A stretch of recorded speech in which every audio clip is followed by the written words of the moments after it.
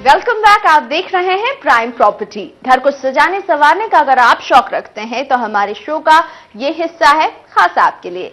घर के सजावट के नए ट्रेंड्स, नए प्रोडक्ट्स और कुछ नए आइडियाज हम आप तक लेकर आते हैं इनसाइड आउटसाइड में।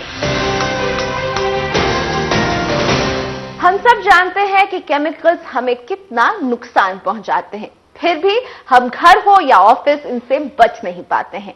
बंद कमरों में एसी और कूलर के बीच हम घंटों गुजार देते हैं नेचुरल हवा से दूर, और हमेशा एक्सक्यूज तैयार रहता है कि ऊंचे ऊंचे अपार्टमेंट्स और हाई राइज बिल्डिंग में कहां से नेचर के करीब पहुंचा जाए।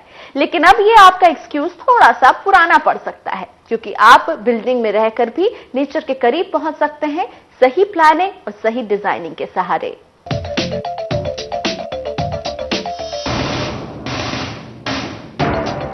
किसी ब्रिटिश इमारत की याद दिलाती ये कोई आम बिल्डिंग नहीं है।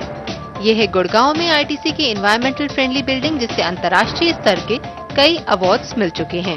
इस इमारत की एक एक चीज को इस तरह डिजाइन किया गया है कि ये कुदरत के करीब रहे।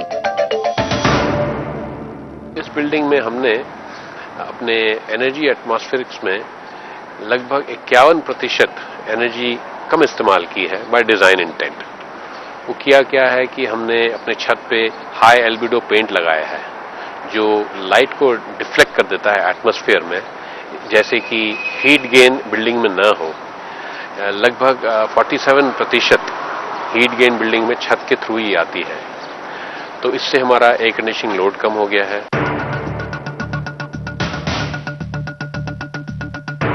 इस एनर्जी एफिशिएंट बिल्डिंग में किसी आम बिल्डिंग के मुकाबले आधी बिजली खर्च होती है, जिसकी अहम वजह है इसका डिजाइन। यहाँ एक खास तरह के ग्लास का इस्तेमाल किया गया है जो बाहर की रोशनी को अंदर आने देता है लेकिन गर्मी को आने से रोकता है। यही वजह है कि दिन में ज्यादातर वक्त यहाँ लाइट्स की जरूरत ही नहीं पड़ती। साथ ही बाहर की गर्मी के बावजूद बिल्डिंग ठंडी रहती है। इस बिल्डिंग में पानी की खपत भी 40% कम है। बारिश के पानी को रीयूज करने और वाटर वेस्टेज कम करने के यहाँ खास इंतजाम किए गए हैं। पानी गर्म करने के लिए 4000 लीटर कैपेसिटी का सोलर वाटर हीटर लगाया गया है। जो हमारी पार्किंग एरिया है यहाँ पर हमने इंटरलॉकिंग टाइल्स लगाए हैं। यहाँ की गैप है और घास को ग्रो करने की अपॉर्चुनिटी मिलती है, और जब बारिश पड़ती है तो इस द्वारा भी पानी काफी जमीन में चला जाता है और हार्वेस्टिंग हो जाती है। पूरी इमारत की ईंटें किसी काम न आने वाली इंडस्ट्रियल वेस्ट फ्लाई ऐश से तैयार की गई हैं। यहाँ हर छोटी छोटी चीजों में ये ध्यान रखा गया है कि केमिकल्स का कम से कम इस्तेमाल हो। हम में से ज्यादातर लोग यही मानते हैं कि इस तरह के एनवायरमेंटल फ्रेंडली मेजर्स लेना काफी महंगा होता है, लेकिन असल में इसका खर्च ओरिजिनल कॉस्ट से महज 5 से 7% ज्यादा आता है और इसका असर लॉन्ग टर्म तक रहता है। सिर्फ कमर्शियल बिल्डिंग्स में ही नहीं बल्कि अपने घर में भी आप ये हेल्दी मेजर्स आसानी से अपना सकते हैं। दीवारों पर चंदन या हल्दी जैसे नेचुरल मटेरियल्स का इस्तेमाल करें। खतरनाक केमिकल पेंट के बजाय चूने का इस्तेमाल बेहतर रहेगा। प्रोसेस्ड मार्बल या ग्रेनाइट की जगह फॉरेस्ट सर्टिफाइड वुड या कुछ और नेचुरल ऑप्शंस पर भी रिसर्च करें। जैसे हम लोग वुडन फ्लोरिंग घर में करते हैं, इसकी जगह आजकल बैम्बू की वुडन फ्लोरिंग मिलती है। वो ऐसा प्रोडक्ट है जो हर 6 महीने के बाद ग्रो कर जाता है। We should use those kind of things.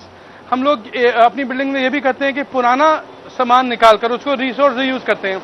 जैसे लोग शिप्स हैं पुराने या पुराने घर हैं, उनकी चौखटें वगैरह को हम वुड जैसे नई बनाकर यूज करते हैं। तो ये सारी की सारी पुरानी चीजों को नया बनाकर हम यूज करते हैं। ये घरों में बहुत आसानी से हो सकता है।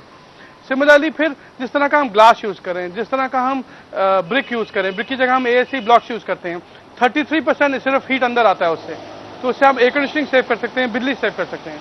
तो ये सब चीजें घरों में बहुत आसानी से लगा सकते हैं।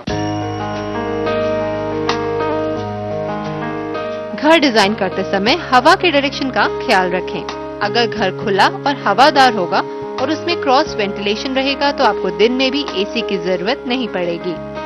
गार्डन के पास की खिड़की में ग्लास लगवाएं, जिससे बाहर की ग्रीनरी की एक झलक आपको घर में भी मिले। वाटर हार्वेस्टिंग करके और पानी की वेस्टेज कम करके भी आप काफी बचत कर सकते हैं।